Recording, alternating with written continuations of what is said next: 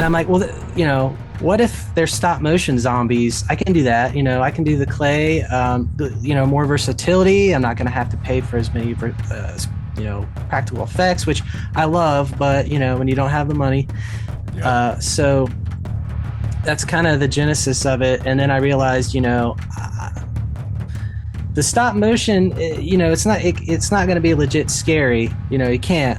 And I think that's what some people kind of miss the point of, is they're like, why isn't it this like the best claymation ever and blah, blah, blah. It's like, why aren't you making Mad God for $0? It's like, all right, dude.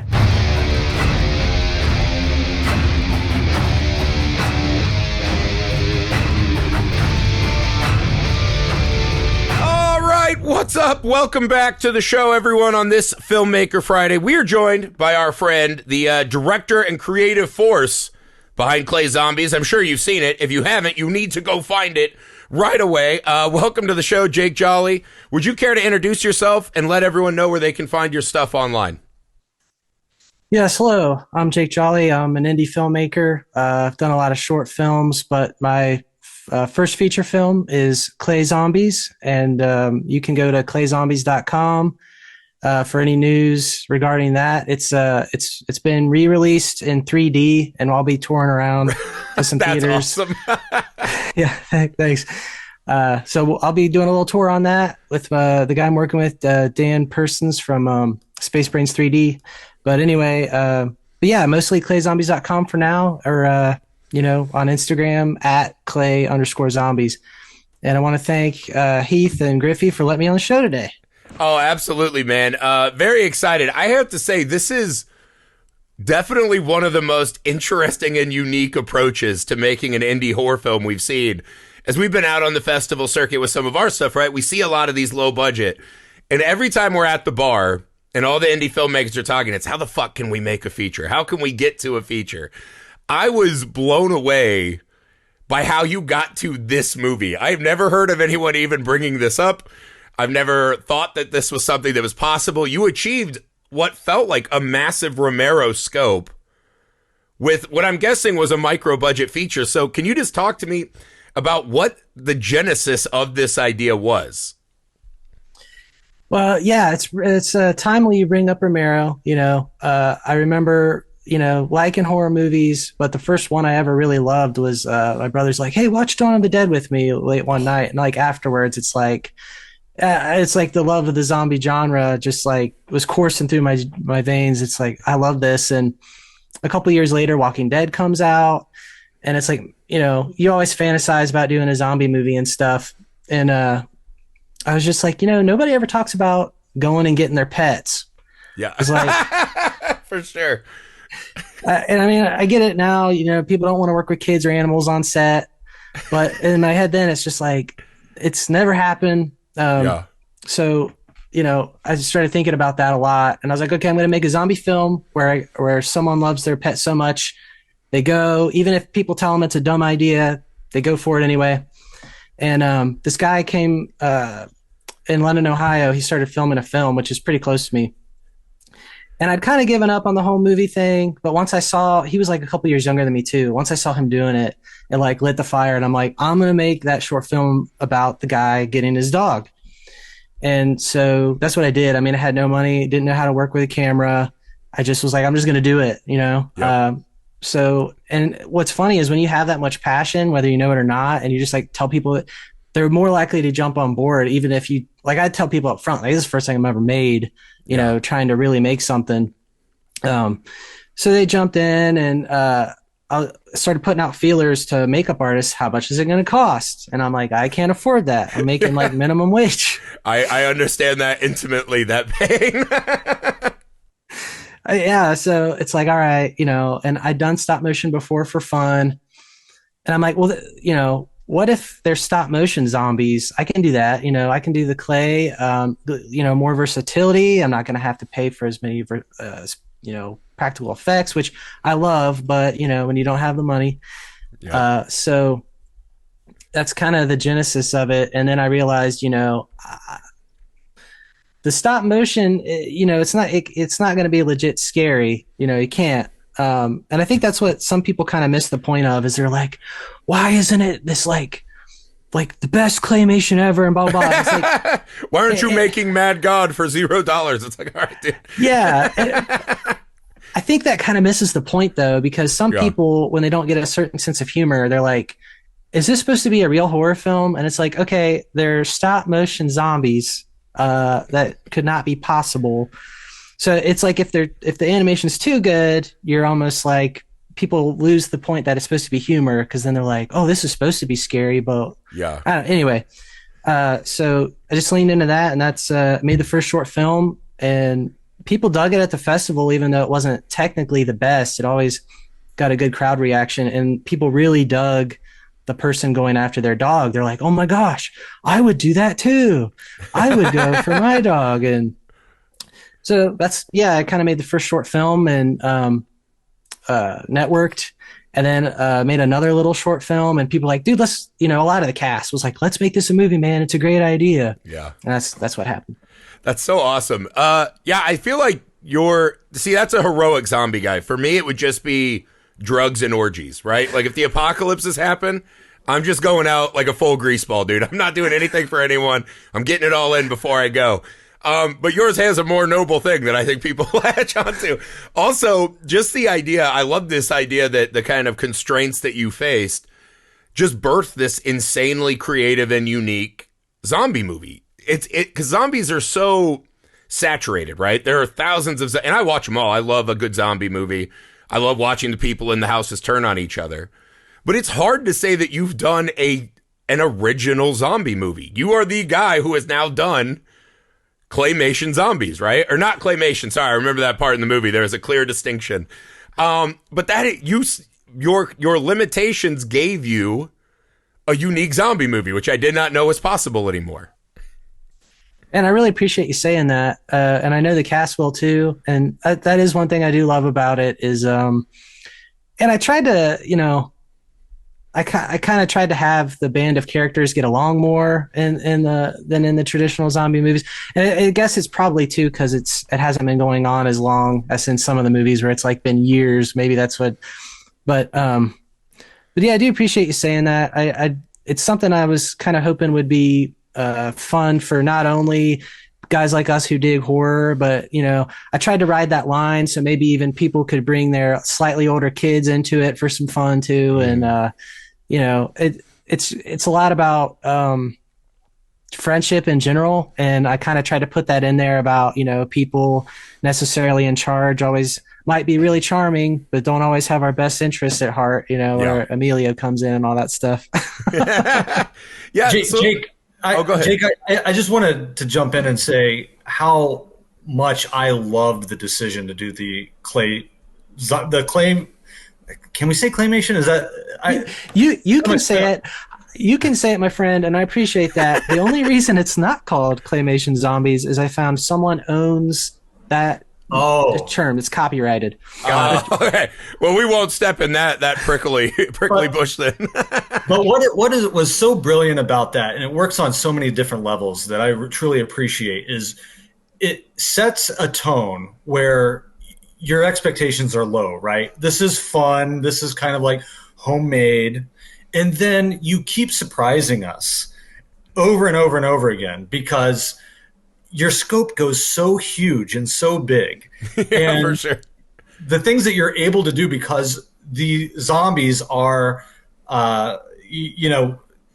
created in how did you do it? Like on a green screen, like just in your own studio on your own time, I imagine, right? So yeah, just the old-fashioned way. I camera hook. I use the same camera to film it to try to give it the same look, and then I had the old school cord plugged in with the clicker. Move, Nice. click, move, click.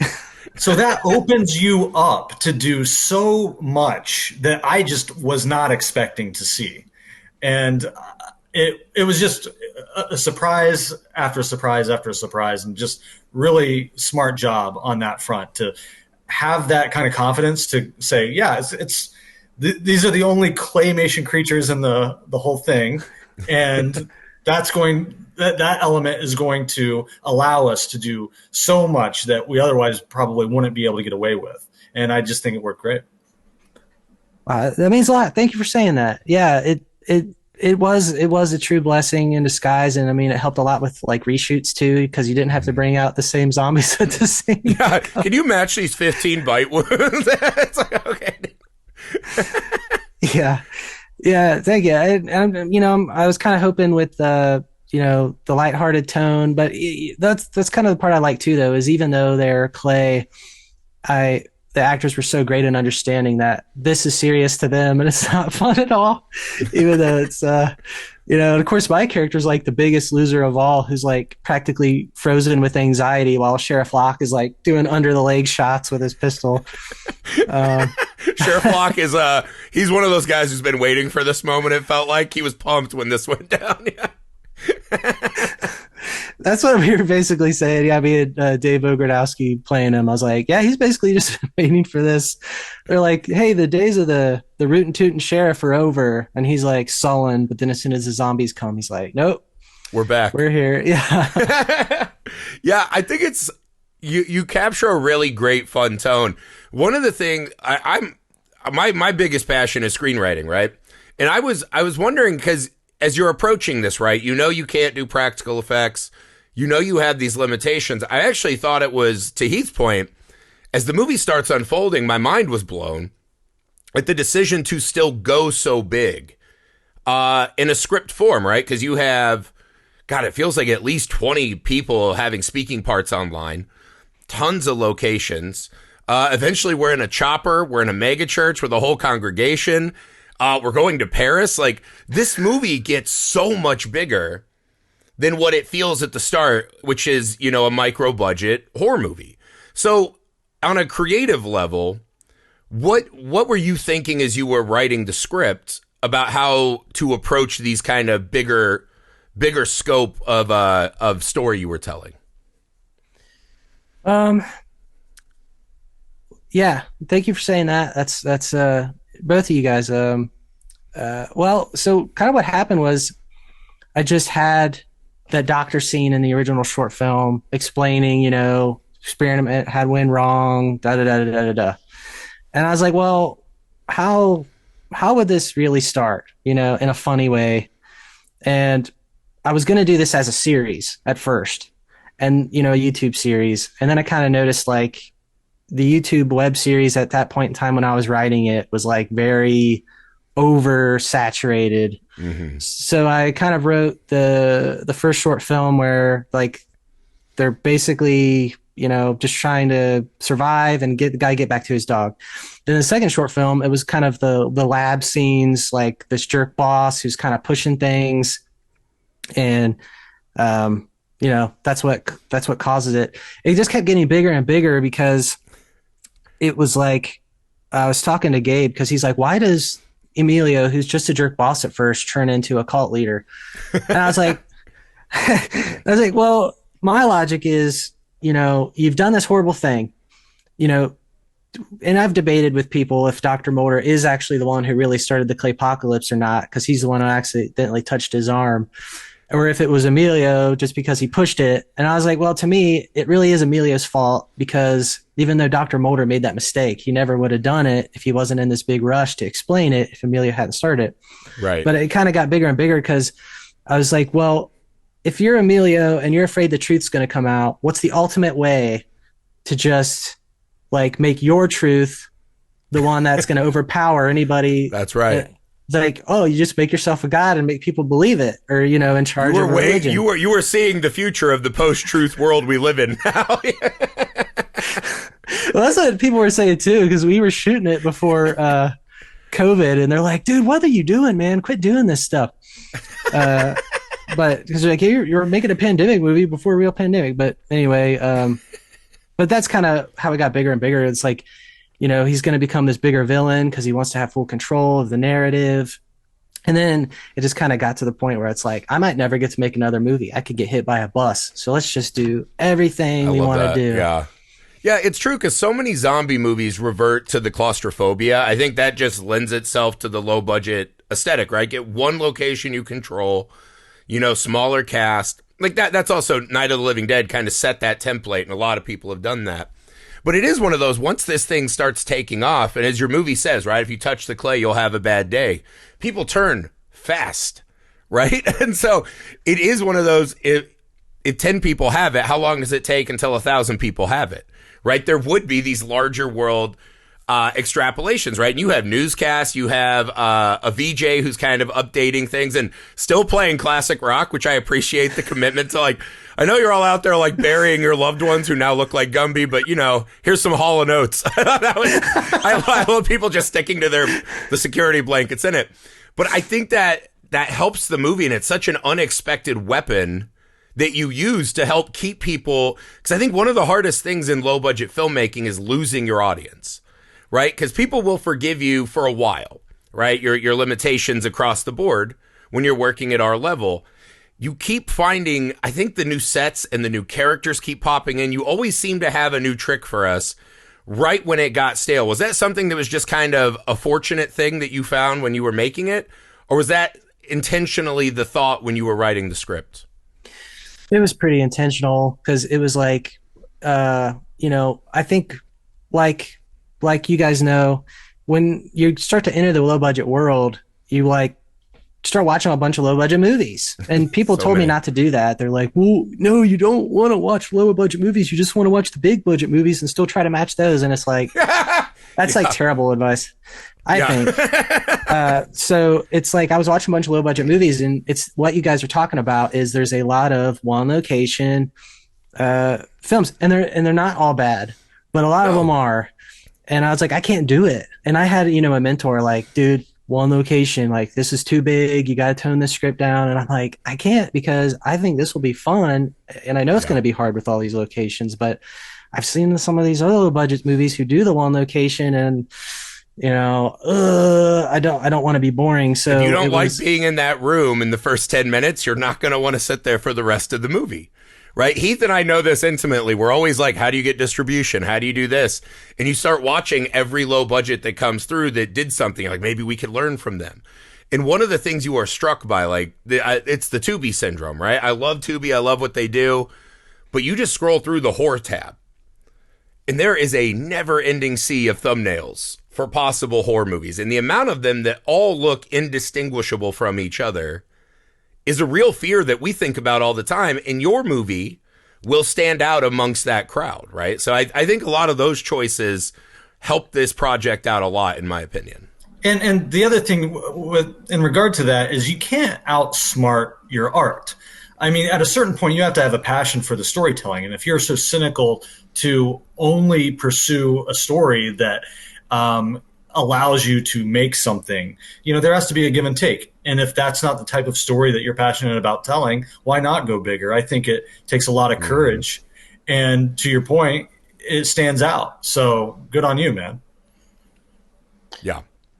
Yeah, thank you. I tried. That's what's kind of scary though, is you're making a film like I did, and I'm not gonna lie that everybody thought it was this awesome idea. They're like, why don't you make a werewolf movie? Why don't you make a slasher? And it's like, I know this is weird. I was like, but I just love the idea, and I was like, the love of the film carried all the way through, even through the rough patches, because I thought it was a funny thing. Like, you got to make a movie you would like, and if somebody else made this, I'd love it.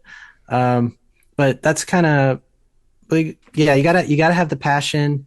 And shoot, I had a point and I just lost it. It wasn't just to repeat what you guys said.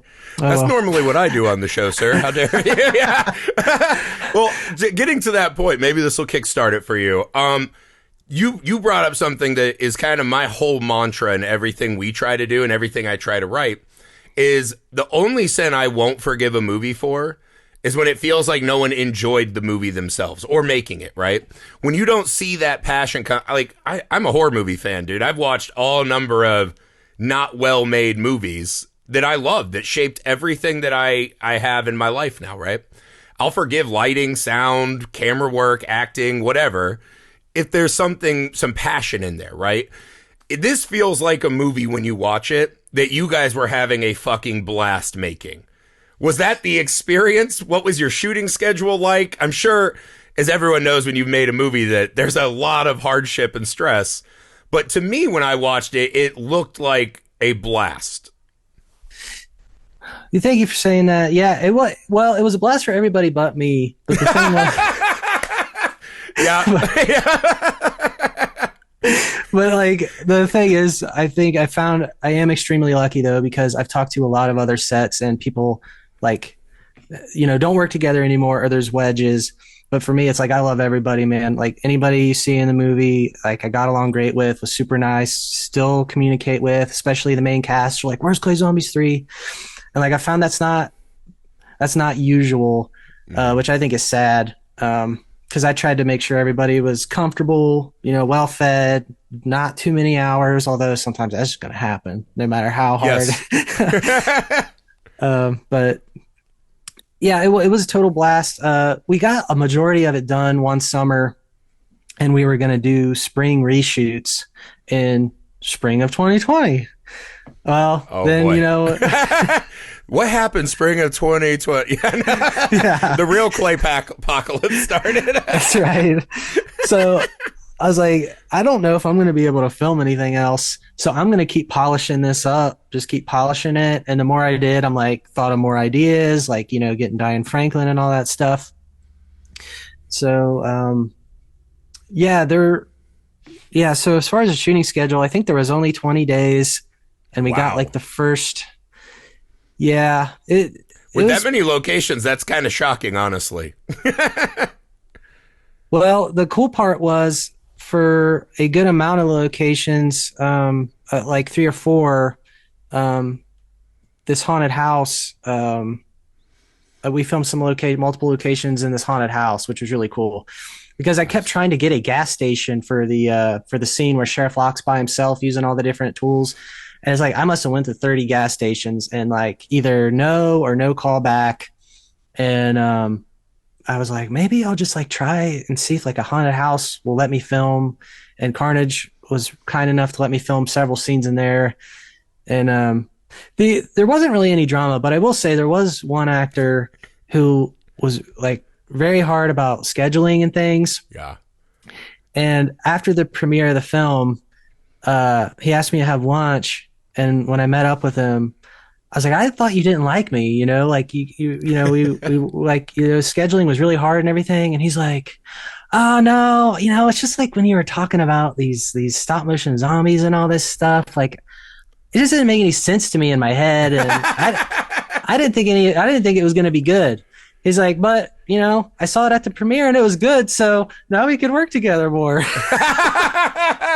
It's always great when we get a lot of, we send scripts to people and then they ask other actors who know us. They're like, do these guys just do porno? And it's like, no, if we made porno, we'd have money. That's the difference. You know what I mean? Like we're making nothing. No. Yeah. I think that's one of the cool things though, is the kind of drive to get through an idea that does on paper seem so bizarre, but I think that uniqueness is a challenge that's always worth pursuing if you can do it. Yeah, I totally agree with that. I think people are a little bit scared because they want to do things that work all the time, like tried and true formulas. But I think people are hungry for it. You know, it's like, 6 years ago, people would have said, there's this clown and he goes way too far and the guts are aplenty and there's blood everywhere. That'll never sell. Yeah. That's like #1 movie this year, pretty much, Yeah, I saw a tweet once that said every studio wants Terrifier 3, but none of them want to make Terrifier 1. And I was like, that is the truest sentiment about the studio system I've ever heard. And it's one of those, it is low budget independent filmmakers. The only cachet we have, the only thing we can bring to a project is a unique perspective. Like you can, like, especially in horror, like the last 5 years have been on fire. Like we were in the theater watching The Substance, me and Heath. And I was like, this is like something we want to make, but we'll never have the money to make. It's sometimes heartbreaking being in the theater. It's like, I want to do that, but how the fuck could we ever do that? The only thing you have is ideas and the ability to put yourself through hell to make projects. That's our only assets. And so I think to your point, the people that you're not going to out Friday the 13th, right? Like what is your voice? What makes it worth watching instead of just watching one of the, 12 or 13 Friday the 13th at this point? Right. And, it's like Heath said earlier, I was able to have a head folded in half because it's made of clay instead of That's when right. it's clipped by edge clippers. I don't know. Uh, I mean, I think too, I think people need to understand like why low budget filmmaking is so fun. It's like because, even when I do have the opportunity a lot of times to watch bigger budget films, it's so fun to watch an indie film that turns out good, especially because you could like probably reach out to that director on Instagram and talk to him about it, or even Yes. the actors. Go to a premiere, everybody's so cool and excited, and they'll talk to you about making their movies. It's such a fun thing. I love going, even if I have no involvement. If there's another feature premiere around here, like I'm gonna go and talk to people and have fun. It's great. I know it's kind of like growing pains where people aren't seeing the most expensive Panavision or Red or whatever as the camera, but like you can have a ton of fun. I mean, these are films people are being made that aren't controlled by a boardroom or what's going to sell. It's their unique ideas. Now, some of them might be because they're trying to make something that they think will sell. But I love the community. It's a blast. Yeah, and for sure, like we find that like when we're in our like dumps, right? When you're doing all the pre-production stuff and paperwork and all the stuff that's not fun that you don't really think about when you dive into this, then you go to a festival for a weekend and you meet all these people that are chasing the dream and there's so much energy and everyone's supportive of each other. And again, I think that's the thing, right? For all of us, we're still chasing the dream. We're not too cool for this, right? Like this isn't our job and we have to be here for press avails. This is the dream, man. Like those weekends where we get a show at, like we've been in festivals, right? We're in a room where like maybe 15 people are there. Everyone else is another filmmaker. So not even like an audience per se. And you're just like, hey man, someone's showing it. And the energy of that and the excitement of that, like to us, that's, hey, we're doing it. We're doing what we want. And I think that, and again, to your point, if you reach out to low budget filmmakers, they can't wait to talk about their stuff. Share their stuff, help you with your stuff. How can we work together? I think that energy and spirit is the thing that gets you through the kind of hardships of this. Yes, because it can be mighty thankless. I know we always are like, we should have done stand up or like been guys where like we could play guitar and just go to a coffee shop and get a blowjob. There's so much work before you get anything cool from it. And almost never is that cool thing money, right? Like it might be a guy buying you a beer somewhere and you're like, hey, that's cool.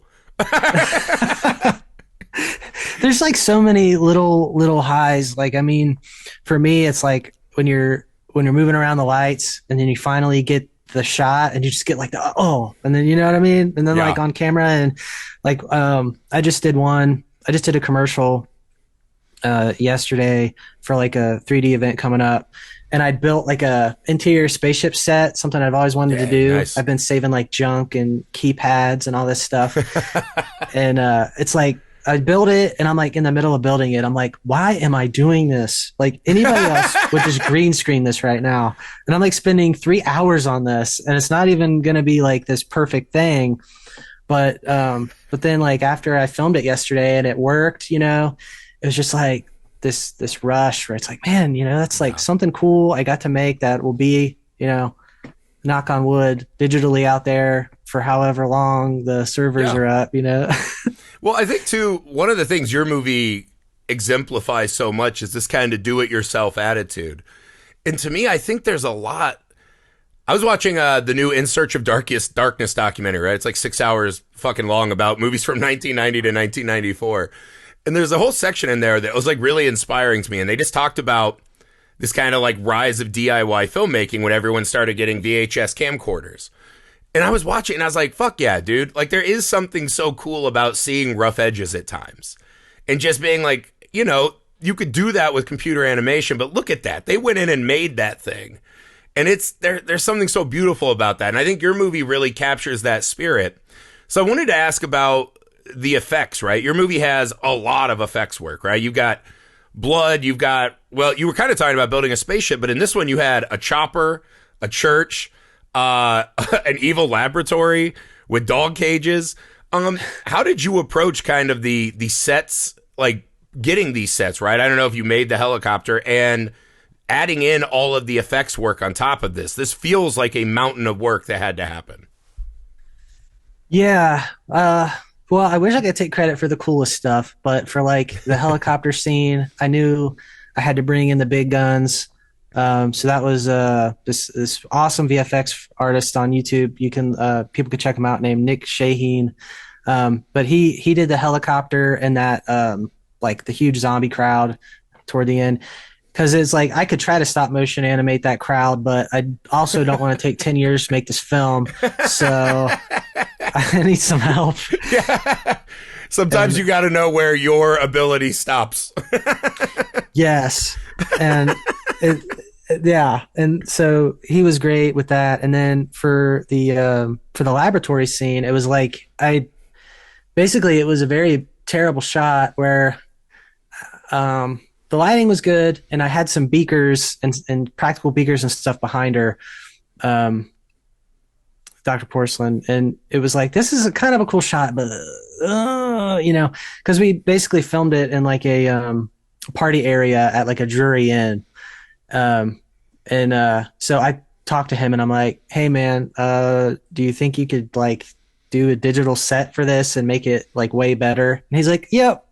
And then he sent it back to me. That's funny. I would never have guessed that was VFX.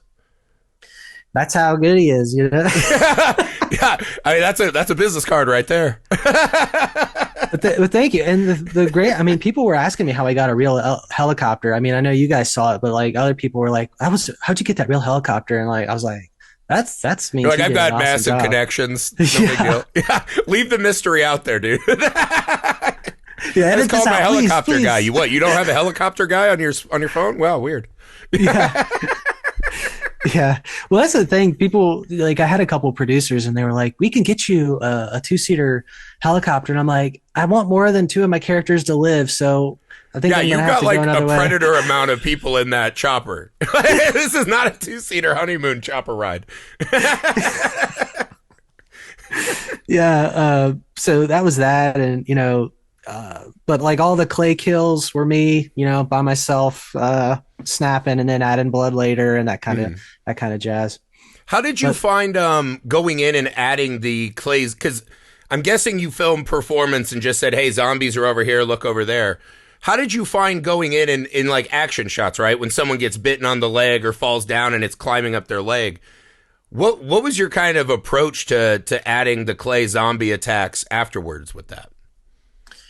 Yeah, so I'd have frames in mind, like, okay, I'm going to film it this way, and then I'm going to animate it that way later. You know what I mean? So I would I would go as much as I can. I mean, you guys know what it's like indie filmmaking. Sometimes you get a location and you never even get to go there first. It's just like booked and shut. Yep. But the places I could, I'd go and take photos of like anywhere I thought I might film, and then that way I could block it up in here. So kind of know what the scene was going to look like, and then animate it for that frame later, try to light the zombies as best I could to match the lighting outside, stuff like that. And, of course, like later on in the movie when Jessica's like, everybody wants her to jump off the stage with her machete to kill that one zombie. And I'm just like, I don't know how I'll even do that. But since you guys are so passionate about it, yeah, just go ahead and jump off the stage. Just remember, we are not paying for insurance. Jump at your own risk. Yeah. That was one of those at my middle-agedness. I'm like, oh, that's all the ACLs exploded. She sprung right back up, man. She's badass. Just, yeah. She sold it for sure. To the effect, right? When we're at the end and we're in the chopper, there's talk about how the Claypocalypse has already reached across seas. Right now, we're invading Europe, and maybe that this might be our new zombie hunting team for future movies, right? So, when you're wrapping this up, do you have plans to take this forward and make more clay zombie movies? Yeah, I'd love to. There is a small little Christmas special sequel, but it's kind of a different tone. It's like more, we got Anastasia Delby from the movie, who's the aspiring anchor, she's kind of narrating it from a book, so it's kind of got that feel of like, did these? Yeah, I events saw really that happen? on your YouTube. I loved it. Oh, thank you. So that's kind of the first sequel, but there are definitely plans to do a sequel where things get even more wild. Kristoff's vampire hunting skills are going to come more into play. Kristoff felt like the closest to who I would be in the apocalypse. I appreciated him very much. He's so much fun to write, and Jazzy Jackson, the actor, is just such a cool guy. I mean, so that character, definitely ready to do more with him. Yeah, there's definitely plans. I've got a lot of a second script done. I just kind of want, in case I get hit by a bus, I got another movie. It's in the stages next called "Your Pizza's Gonna Be Late 'Cause of Aliens." And then after, Dude, that's a great title. thank you. Yeah, and then after that, Clay Zombies 2, hopefully. So Nice. Hell yeah, man. Will the pizza be late by normal aliens or Clay aliens? Or is that too soon to ask? no, you're not too soon. That's what people have been asking me. They want more Clay, but honestly, I think we're going to try to go more practical with this one. Yes. Might be nice to give your fingers a respite from the clay for a while. Yeah, and not maybe get a film done in a year instead of 2 with all the stop motion Yeah, and all right. that stuff. See, that's something you mentioned more than once now. And that, I think, is one of the other kind of hidden things you don't imagine when you start on your indie filmmaker journey, is just the amount of time and the amount of days you sit there and like, how can we get this fucking done faster?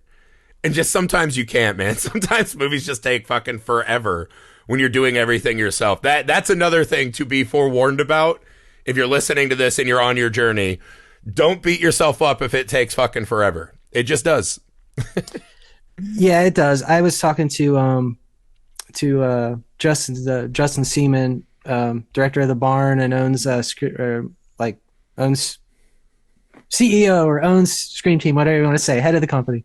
And I was just talking to him, really cool guy, and just talking to him about the biz because he's been in it a lot longer than me. And I think I told him it took me like 2.5 years or something like that to finish Clay Zombies, and he's like, "Oh, that's not bad at all, man." He's like, "That's a lot. That's pretty normal actually for indie films," and I think that's encouraging to anybody out there who's thinking that, because it would have been nice for me to know. We've had many of those meetings like, we got to speed it up. And it's just like, dude, we're not Doctor Who. We can't make this happen. Like, it is what it is. Yeah. And, sometimes it's hard because the cast is so excited, especially if they like have a part and they want to get it out there because, they're hoping to get some more movies, which I totally get. Like, that's why a lot of times I'll be like, just here's it for your reel. Just maybe keep it a little low key. But yeah, I mean, you got to do the best you can, more so than rush, even though it is hard, especially when people want to see it, which is a blessing too, and a curse. It's like, I want to make it because people want to see it, but I want it to be the best it can be, Yeah, you do all that work, and it's like, I also want to be in the theater watching my movie, believe me. But it's got to get done. Okay, so we love to ask this question on the show every time. So in your movie, this is the Messed Up Movies podcast, what would you say is the most messed up moment in your movie? Well, I've debated with the actors about this, but I'd have to say when Emilio uses the ray gun on the Abigail in the lab, who's a child. That's true. Yeah, that was one I was like, oh shit, we're going there. That was a hell of a way to kick it off, too. Yeah. The first zombie, a little girl. Hey, that's how Night of the Living Dead did it, man. Kid zombies are terrifying. Yeah, the one that got me was when they showed the dog in the lab with, what was it, Dr. Porcelain, right? She was phenomenal in the movie. She really sold the evil mad scientist beautifully. And when she did that turn into the dog and was like, well, you're up first, I was like, no! It's a thing that all horror movies do now is they put a dog on the scoreboard early, right? So like, it's not like killing a person, right? Like, we'll kill a dog, it'll hit everyone emotionally. I'm over it. Stop killing dogs in movies. And I thought we were going to see a clay dog. And I was mentally and emotionally unprepared for that burden. Yeah, that's the thing. I couldn't actually be able to do that physically. Like I couldn't even hit the editing key to make a scene like that happen. That's right. It just kind of was key to the tension. It's like I know whether they like any of the people or not, Sandy is going to make people care, and that's kind of why I had to play that card a little bit. It's just she did. She's arguably more evil than Emilio, who's very evil. She seems to be loving her little seat in that lab for sure. Well, first I was like, who are all these Target moms stealing this dog? What the hell's going on? And then when the dog was in the cage, I was like, no, God, no. Like I was very invested in the journey of the dog. So knowing that that's how it started makes perfect sense to me now. Yeah, total crazy psycho, letting, in charge of a cult, letting his secret lab psycho do whatever she wants. Pretty, pretty scary stuff. Yeah, for sure. Okay. So if you were now, let's say this movie makes $1 billion, right? Fingers crossed. And they came to you and said, no limitations. What's the next thing that you want to make, right? You could remake anything, any property. What's the dream project for you if you had no limitations? That's a great question. It's kind of hard for me to answer because I've been planning for this next pizza movie for so long. But I think it would be a sequel to Clay Zombies where I could actually get like a team of animators involved. Yeah. I'd keep the same cast, but it'd be cool to maybe film more with Diane Franklin. Get some other cool stars from awesome movies in the past. I think I would. I'd have to go with a bigger budget Clay Zombies too. I love that. Have you imagined in your daydreamings, right, how you would approach a bigger budget version of that? Yeah. Well, I have, but that you can't help it. You can't help it. You can't help the Hollywood dreams creeping in. It's just a part of all of this. There's other ideas too. People have told me I forget, it might have been my friend Gabe's idea, but he was like, you could have the opening scene where the guys that survived the last movie are fighting zombies, and then all of a sudden Sheriff Locke comes driving through on a bus, and he's smashing all these zombies and stuff like that. Or it's like, man, yeah, I got ideas about like a kaiju mega clay zombie where we saw that they can form and turn into bigger creatures in this one. That's kind of like one of the dream is to like have like a and I mean you never know, writing always takes you in crazy directions, but it's like I'm a huge don't judge me because I grew up on it since I was 5, but huge Power Rangers fan, so to have a giant mech I remember the first Saturday that dropped on Fox. I was telling my mom, I was like, no baseball, no nothing. I have to be in front of the TV for this show. I know it's going to be the best show ever. Exactly. They just dropped a new arcade game for the Switch, and I've been playing it with my kids. Like, what the fuck's a Power Ranger? And I was like, get over here, boy. You got to learn. And then they were really mad when they found out the Yellow Ranger was a girl. They thought I was tricking them. So yeah, I'm with you on the Power Rangers love. Yeah, so to see a giant mech like that punch a giant kaiju zombie in the face, I mean, dude, a giant mech sheriff fighting a giant clay zombie.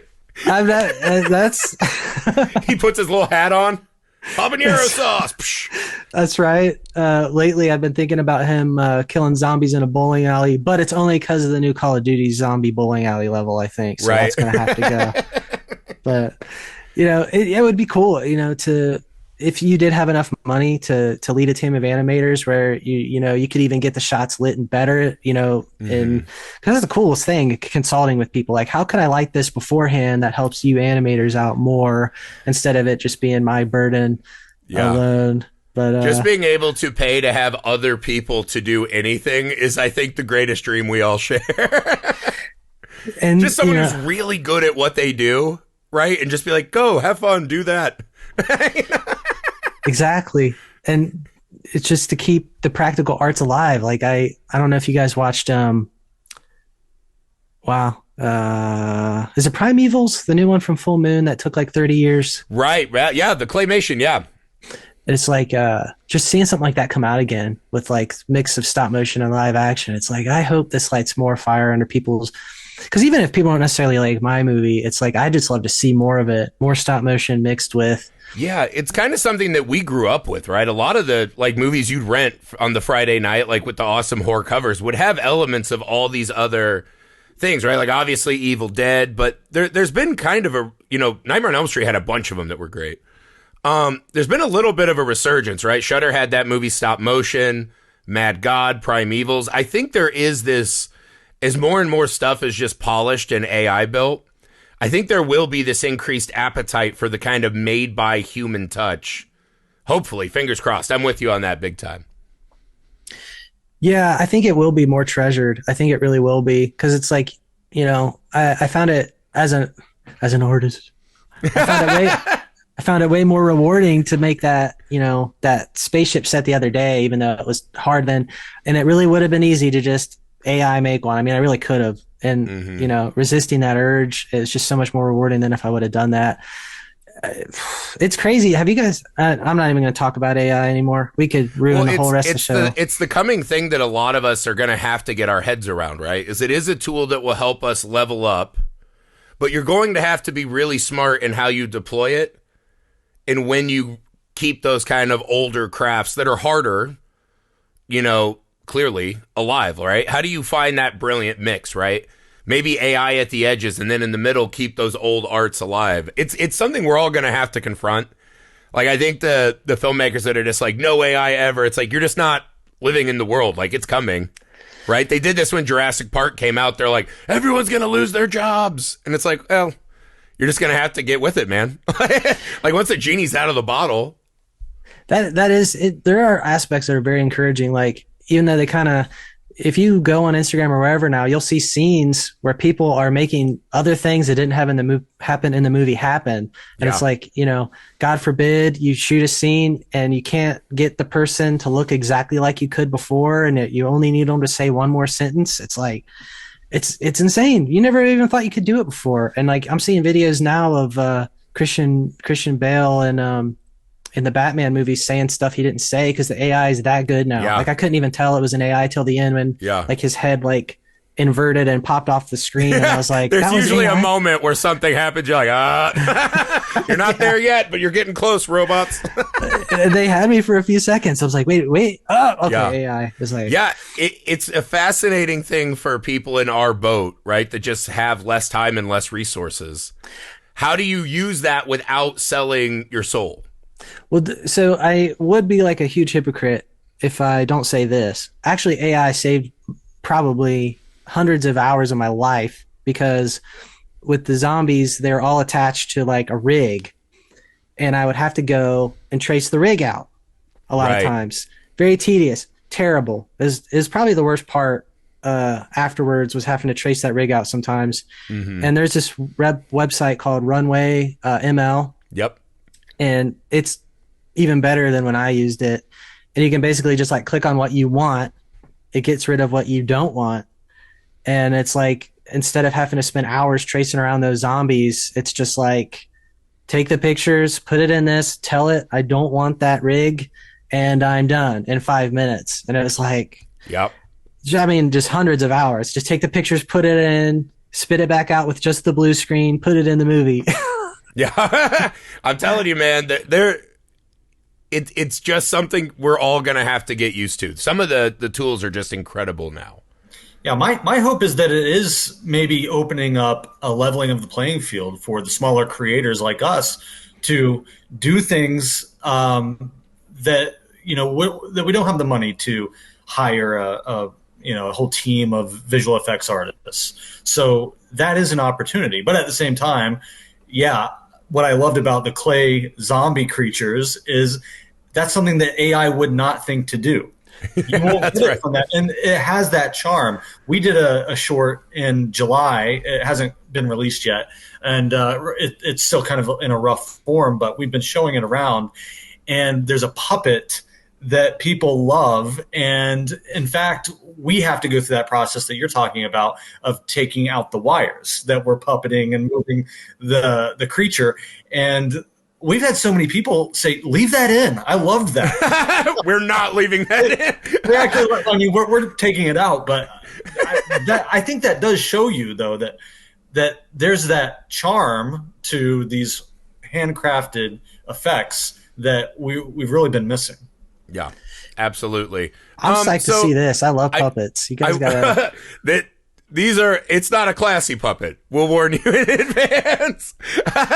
We'll show you afterwards. So you had a lot of great insight on the episode. If you were to leave listeners who are at the start of their journey or maybe want to dive in, right? What's the best piece of advice that you could give someone who's about to start on their independent filmmaking journey? So I would say take our advice to heart about like, if you're in charge, you're a director and you're producing it and all that stuff, you got to do an idea you're passionate about, because when it comes to, if you're going to edit it by yourself, the actors, producers, you're going to be alone. They're not going to be there anymore. And, so it's got to be something you're willing to pick yourself up every day, even when you don't feel like it, and work on your film.